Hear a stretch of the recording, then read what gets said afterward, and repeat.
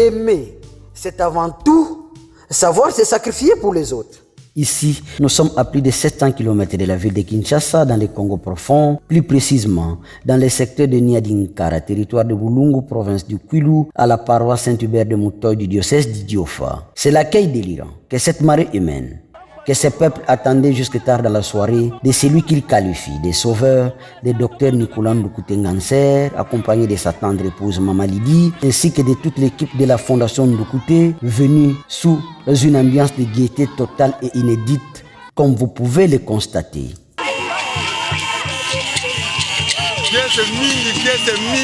La joie est totale pour Ndoukoute qui est venu sauver les gens ici. Vraiment, c'est un sauveur.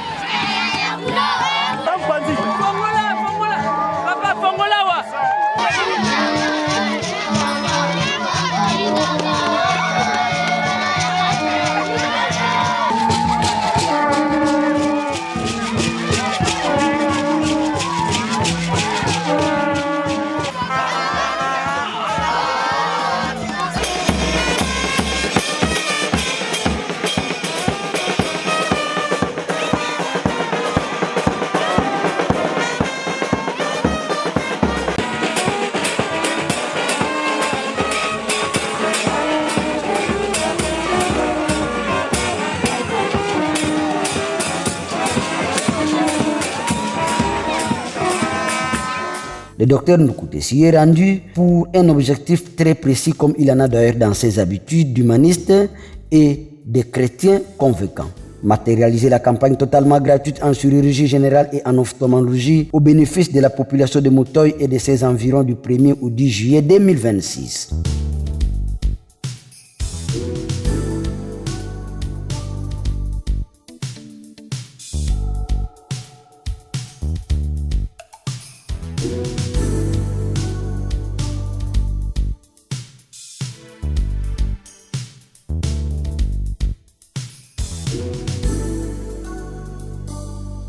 Homme de rigueur, homme d'action, il en a profité de son arrivée pour cristalliser l'orientation de cet apostolat sur ces trois principes indiqués. J'ai juste trois mots à vous dire, à vous, chers parents. Premièrement, envoyez vos enfants à l'école. Deuxièmement, apprenez à vos enfants d'aimer leur village et d'aimer leur famille. Troisièmement, et c'est très important. Apprenez à partager, même quand vous en avez très peu. C'est très important. Ordonné, structuré et surtout très discipliné, le docteur Ndoukoute a pris soin de lancer cette campagne en présence de toutes les couches sociales de Moutoy, notamment les autorités politico-administratives, religieuses, coutumières, ainsi que de toute la population de ces coins de la République démocratique du Congo venue pour la circonstance.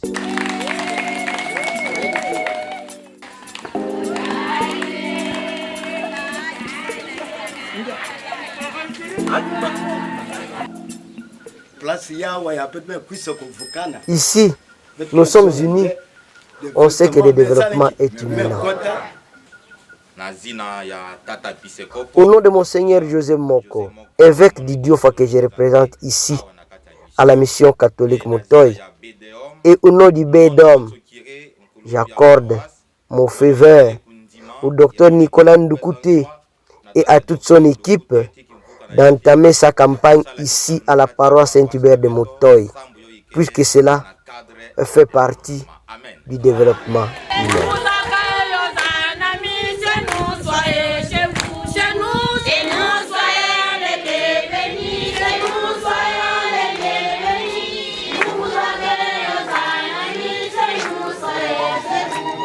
Ce fut donc l'occasion pour les natifs de Moutoy et président de Fondouk d'échanger à cœur joie avec ses frères et sœurs sans distinction de religion, d'appartenance tribale ou encore d'âge ou de sexe.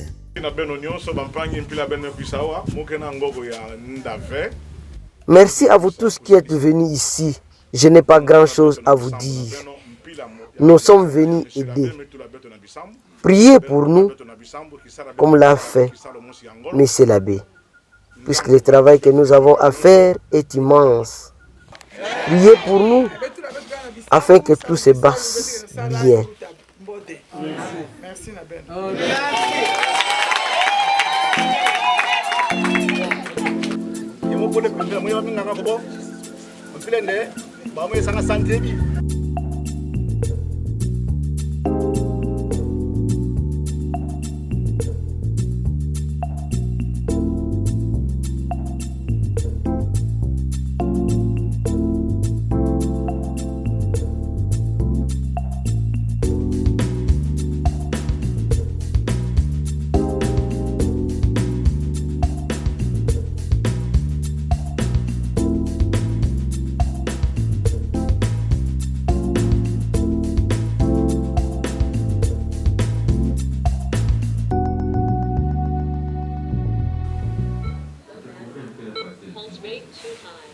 L'abbé José Mpoulou, curé de la paroisse Saint-Hubert, quant à lui, s'est exprimé en ces termes. Je pense que nous avons reçu la fondation Dr Nicolas Ndukute par amour, par charité. Parce que nous avons déjà constaté depuis que nous sommes là, tout ce qu'il est en train de faire par amour pour notre paroisse. Il est très très engagé dans cette paroisse. Il fait beaucoup de bien. Vraiment, ce sont des biens qu'il est en train de faire gratuitement. Nous sommes très contents de les recevoir ainsi que toute sa délégation. Notons que la Fondouk a opéré 93 malades sur 60 initialement prévus et 7 personnes ont subi des interventions en ophtalmologie sur 241 cas pris en charge et 120 ont reçu les lunettes médicales sans rien payer. Les lunettes médicales sont disponibles également. Les malades qui en auront besoin pour la lecture les obtiendront très gratuitement aussi. Comme dit la Bible, il passait partout en faisant du bien. La nouvelle des œuvres du docteur Ndukute a donné espoir et vie aux plus démunis et la nouvelle s'est vite répandue dans la contrée et au-delà de Motoyi. Ainsi, la mission catholique de Motoyi et son hôpital de référence furent inondés de malades venus de la ville de Kikwit, de la cité de Bulungu, du territoire d'Idiofa, des missions catholiques Mokala, Kimputu et Mateko. Au soir de cette intense activité, jamais connue dans l'histoire de Motoyi depuis les siècles, avec l'expérience en médecine du docteur Nicolas Ndukute et de tout son staff médical et de la guérison apportée à tous les patients, la population n'a pas caché sa joie. Aujourd'hui, nous sommes très heureux au centre de santé de Motoyi, à la ferme Mubi, Ankara, à la zone de santé de Bulungu. Nous sommes en train de vivre les œuvres du docteur Ndukute avec les ophtalmologues qui soignent les yeux, les médecins qui opèrent les gens très gratuitement. Nous demandons au docteur Ndukute Nicolas pour sa fondation. Ça ne sera pas la première ni la dernière fois. Nous sommes ses frères, il ne doit pas nous abandonner. Nous ne demandons même pas seulement au docteur Ndukute. Nous sollicitons aussi de l'aide humanitaire de ceux qui sont de près ou de loin, à l'international comme national, qu'ils viennent nous apporter de l'aide, soit même au travers du docteur Ndukute Nicolas, parce qu'il n'est pas politicien, il n'avise même pas la politique, mais il apporte de l'aide humanitaire pour sauver les âmes de nous, ses confrères. C'est comme ça que nous demandons, nous crions tout haut avec un cri d'alarme que notre population est en train de souffrir. Merci, merci au docteur Ndukute Nicolas, que Dieu les sauvegarde et lui donne encore la longévité. Je me sentais nul. Ma jambe ne fonctionnait presque plus. Je sentais comme un petit serpent circuler dans mon ventre. Mais depuis hier, quand on m'a opéré, malgré les petites douleurs de la plaie, je me sens vraiment très bien. Grand merci, puisque j'ai souffert pendant beaucoup d'années avec cette maladie sans aucune solution. Merci. Vous avez bien dormi? Oui. Tu viens de quel village? De Kimbili 1, c'est le village vers Motoyi. Oui. Que dis-tu pour ces interventions chirurgicales? On a bien dormi.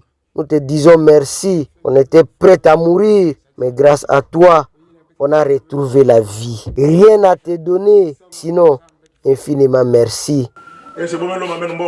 Avez-vous payé? Non, rien. Rien du tout. Aucune histoire d'argent. Ok, merci. Ce que cet homme a fait est extraordinaire. Ce que nous avons vécu est formidable, très formidable. Ne nous oubliez plus jamais. Nous les avons vus.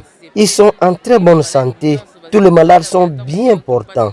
Nous confirmons que ce sont de bons médecins, puisqu'aucun malade parmi tous les opérés n'a connu de complications. Oui, les malades sont très bien. Nous sommes leurs frères, c'est nous qui sommes les aides-malades. Nous sommes venus ensemble et ils sont très bien portants. En tout cas, c'est soporifique, c'est sensationnel à cette époque préhistorique. Pour nous, c'est l'histoire qui commence. Signalons à nous qu'avec la longévité vitale, due certainement à la bienveillance et à la générosité de la lignée Ndukute, le dernier fils de ce clan, ayant atteint 107 ans sur cette terre, a été salué par sa descendance, le docteur Nicolas Ndukute. C'est mon oncle qui a 100... il a déjà 100 ans. Non, 100, c'est 107. Combien? 107 ans. Oui. Wow. Mon oncle qui a 107 ans. Et là, il ne voit presque plus. Il ne voit presque plus. Et je suis content de le revoir. Qu'il plaise à Dieu de donner plus de moyens à son serviteur et fondateur de clinique Promédis, le philanthrope Ndukute, pour que ce qu'il a commencé en lui ne périsse point, car il représente l'espoir de tout un peuple et est le seul et l'unique à penser à sauver ainsi les nombreuses vies humaines avec ses propres finances, ses propres efforts et sa propre vision. Oui, tout s'est bien passé sans aucun incident. Sur plus de 300 malades consultés, opérés, soignés par la Fondouk et un voyage de près de 1500 km effectué.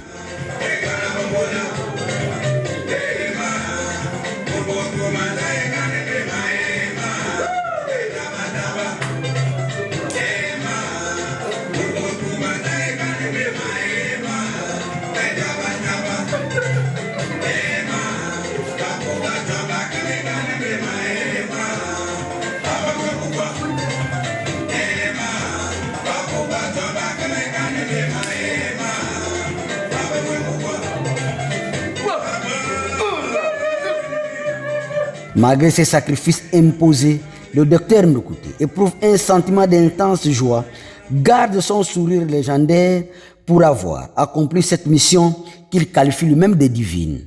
Aussi, il promet réitérer les mêmes espoirs si les chefs, vu le nombre de personnes qui sont encore dans les besoins de soins médicaux appropriés.